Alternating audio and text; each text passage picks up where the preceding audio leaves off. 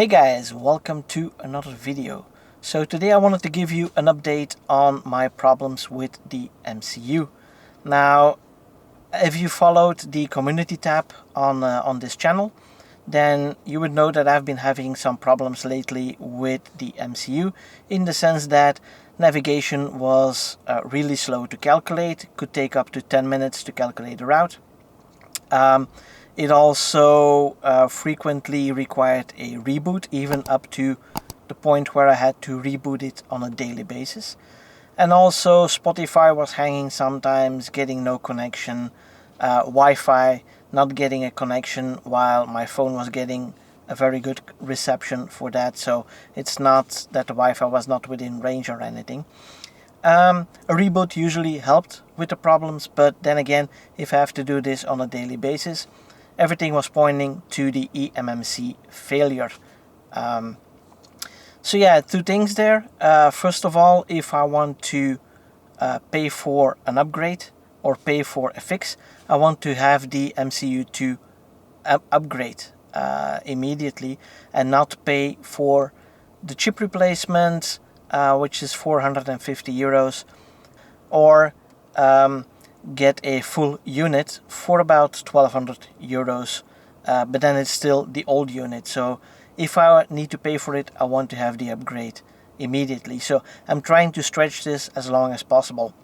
Now, that poses a problem, of course, because I would be taking the Tesla on a road trip, the annual family road trip again.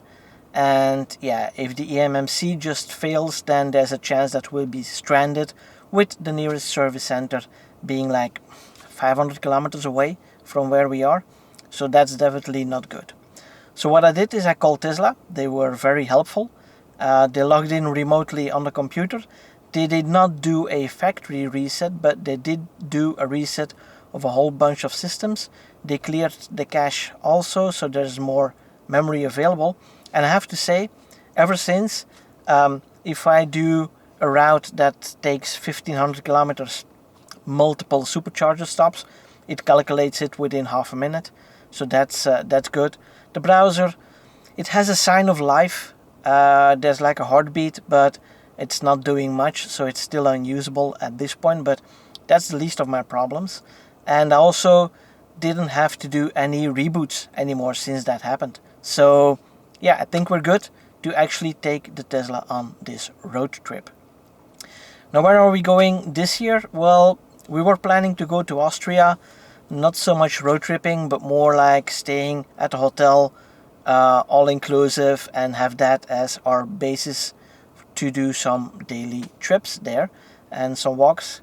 But yeah, at the time that we had to decide whether or not we would continue with this because of the virus, of course, we were not able to comply with the Austrian regulations, where we had to have a test that was no older than 4 days. But since we road trip towards our destination, we were not home the 4 days before entering the country. So that will maybe be something for next year then. But that means that this year we'll be going back to Croatia once more. It's going to be a 3,300 kilometer trip, or a 2,000 mile trip, more or less. So it's not going to be a long trip in terms of distance, not compared to last year where I almost did 9,000 kilometers.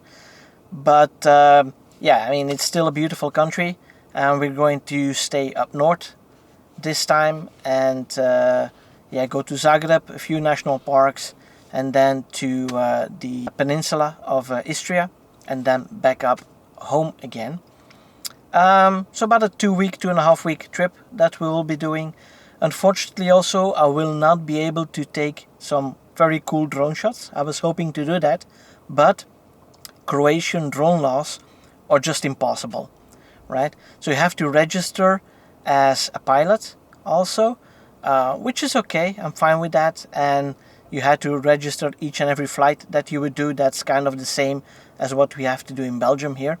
And there was an app to do that. But while it's easy to fly a drone in Croatia, it's impossible to film something, because as soon as you start filming something and you want to publish it, then you have to have an agreement with the Croatian government, and you have to send them all your footage so that they can approve it before you can actually use that. So yeah, that's just not possible, because you have to apply for that with specific flights and targets of what you want to shoot at least 30 days up front. And that's just, no, as I said, as a tourist, that's impossible, because I don't know where I want to fly. I just see something beautiful and then I want to shoot a couple of drone shots from that. But yeah, with Croatia, it's impossible. So unfortunately, no drone on the holiday this year. But next year, as of January, the regulations in Europe are going to open up a little bit more, and it should be easier to fly a drone in all European countries, because now each and every country has its own regulations. So yeah, there you have it. So let me know if you guys would like to see another road trip video from Croatia, yes or no, and I'll make sure to get some proper footage. If there are specific things you would like to see in those road trip videos, you would like to see more scenery, more about the charging or the driving, let me know. And yeah, thanks for watching, and hopefully see you guys in the next video. Bye bye.